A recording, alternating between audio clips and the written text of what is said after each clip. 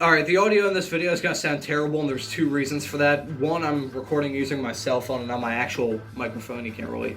There you go. And number two, I'm not going to be talking in my overly eccentric YouTuber voice, and there's a couple reasons for that. Number one, I want to give my voice a bit of a rest, and number two, whenever I talk in my overly eccentric YouTuber voice, it looks like I have a stick lodged up my ass. I don't want to look like that on camera, so here we are. So about a month ago, we broke 1,000 subscribers, which is pretty damn cool. Thank you all for tuning into this pokey little channel here on YouTube, and I decided to commemorate the occasion by recording a generic Q&A video in my bedroom. So without further ado, let's get started. Does IndyCar need more ovals? Hell yeah. I think we need 3 ovals. New Hampshire, Milwaukee Mile, and Puebla, the other oval in Mexico. I think at that point we'd have 7 ovals on the schedule, 8 races if Iowa still does a doubleheader, and I think that would be a pretty happy medium. What are the best and the worst races you've ever seen? Okay, so in terms of IndyCar races, it would probably be the 2015 IndyCar race at Fontana. That was just balls-to-the-wall action from start to the finish. And the worst IndyCar race I've ever seen would probably be one of the earlier IndyCar races at the IMS road course, 2015, 2016, back when it was the Angie's List Grand Prix. Those were just boring. I remember 10-year-old me just being bored to death. In terms of the best and the worst races I've seen outside of IndyCar, it would probably be, I guess, the 2016 Brazilian Grand Prix. That was a very great viewing experience, and worst race I've ever seen in my entire life, which will probably stand the test of time unless something major happens, would be a race that I commentated on Apex Racing TV, the Season 2 season opener for the Radical Racing Challenge on Apex Racing TV. They updated the cars in this last season of iRacing, and they're basically completely undrivable. So 22 of the 24 drivers crashed in that race, and I wish I could say I was kidding. I'll put a link in the description so you could watch that race. I was tearing my hair out trying to commentate that, because you'd be saying, oh yeah, this guy's pulling off an overtake, and then 2 cars would crash in the next 10 seconds. So that would probably be my worst race of all time. Who inspired you to make IndyCar and motorsports related videos such as documentaries, race reviews, etc.? So, this is an interesting story. I really started on this path as a blog writer back when I was about 11 years old, so this would have been 2016. Continued doing that stuff on and off for the next couple years. Then it was around 2018 where I got into the motorsports YouTube sphere, watching all the guys, slap shoes, before his content became repetitive garbage.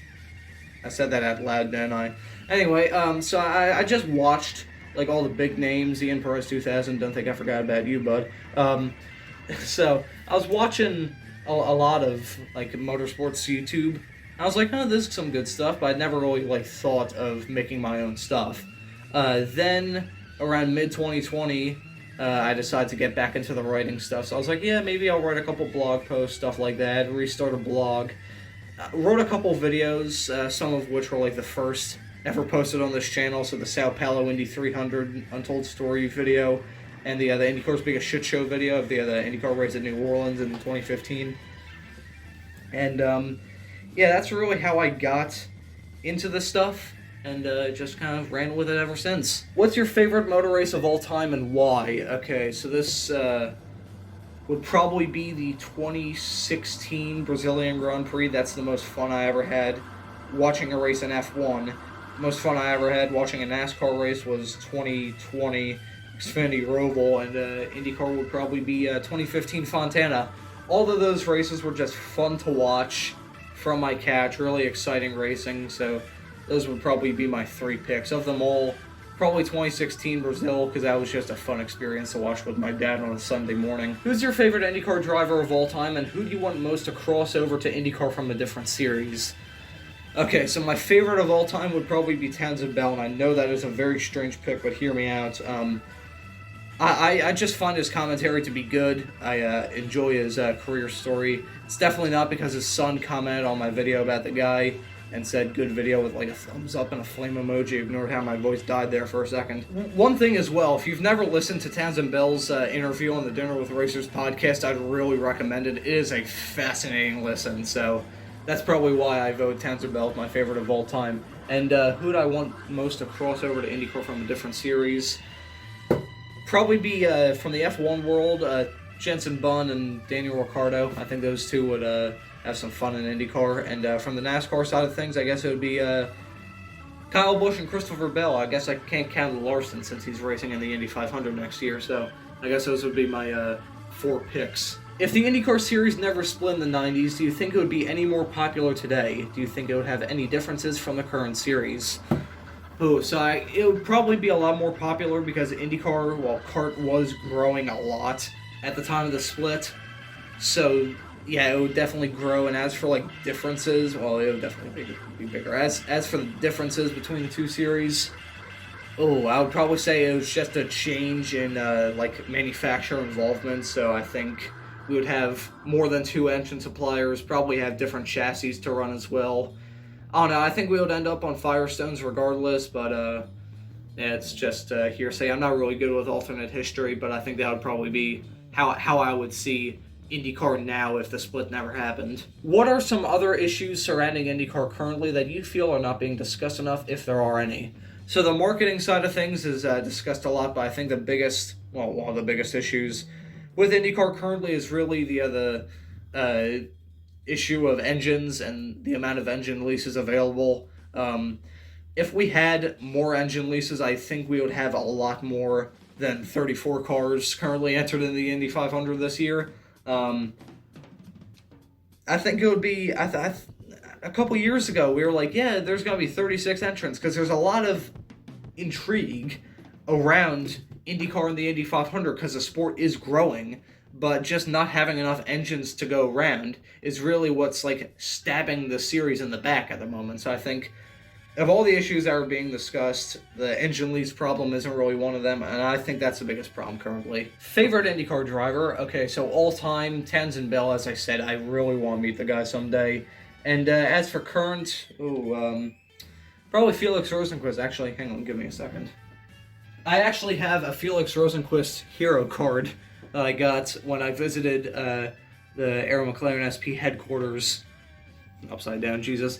That I got at the Arrow McLaren SP headquarters when I visited there in 2022, last year. So, yeah, probably Rosenqvist would be my favorite driver currently. I can't really pick favorites, I guess, because I'm technically a journalist at this point, but really I'm just doing this for fun. Alright, next question. If you put an ice cube on a hot dog, is it a chili dog? I don't know, I'm not really good at culinary arts and stuff like that. I only took that once in 10th grade. Maybe? Next question. Who would you rate higher? Hans Stuck, Ian Perez 48, it's Ian Perez 2000, get it right, dipshit. Or Salomon Run... we're just going to move on to the next question. I rank Simone Di Silvestro as the best recent female IndyCar driver, followed by Sarah Fisher and Danica Patrick. I don't include Catherine Legg, as she's never gotten enough seat time. Who ranks top 3 for you? I think that's a pretty complete list. If we're talking 2000 and up, I would probably say Simone, Danica, Sarah Fisher, no particular order.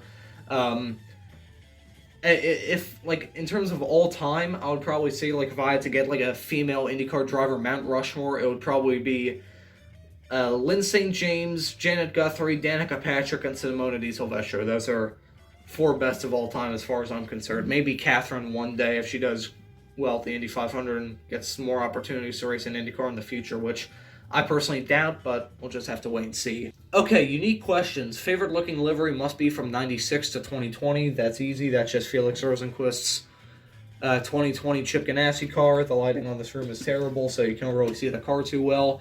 Favorite sounding engine, any open wheel series, that would probably have to be the 2004 Honda, the V10 that they had back in the day, the screaming beast that went to 20,000 RPM or something stupid like that. And favorite looking car of any open wheel series, car and livery if you want. Okay, so I really adore the way the Indy cars look currently. If I had to name favorites, though, I would probably say 90s kart cars, because those were just badass. Next question says, what was the inspiration on making an IndyCar-focused YouTube channel? Greetings from Brazil. Okay, so this is an interesting story. So you could really boil it down to the what the fuck moments in IndyCar series from Frisky Nixon. Try saying that 5 times fast. Yeah, I was just watching that during the summer of 2021, and I was like, no one's ever really made a video about Thomas Scheckter. Ignore that voice crack. So I decided to make a video about Thomas Scheckter, and that ended up being the first ever episode of All IndyCar, and yeah, yeah, the American Open Wheel videos really took off ever since, and here we are a couple years down the line. Also, greetings from Brazil. Can I just say that, like, as a kid who was really like a social outcast in elementary, middle, and high school to some regard, and was bullied quite significantly, like, the fact that I have an international audience of any kind is just fucking absurd to me. So don't really get too sincere often, but thank you all like so much for the attention. 1,000 subscribers was really like my main goal when I started this channel. So now that we've reached it, I don't really know what to say anymore. So the final question we have is, do you believe IndyCar should expand their schedule internationally? I personally believe they should add Mexico City National Circuit, Interlagos, oh no, Termas de Rio Hondo, sorry if I completely butchered that pronunciation, which I probably did, to add both Central and South America appeal and help make it an America's motorsports. That was a very long question, and I think that was a very good question, and I think you're exactly right. I think we should expand on the continent for, well, I say South America is a different continent, but you get what I'm saying. I think we should expand in our area before we start going off to like Japan again, Australia again, Europe again. I think that would be having a race or two in Mexico. I think we should have 2 races in Mexico, but maybe just start off with 1.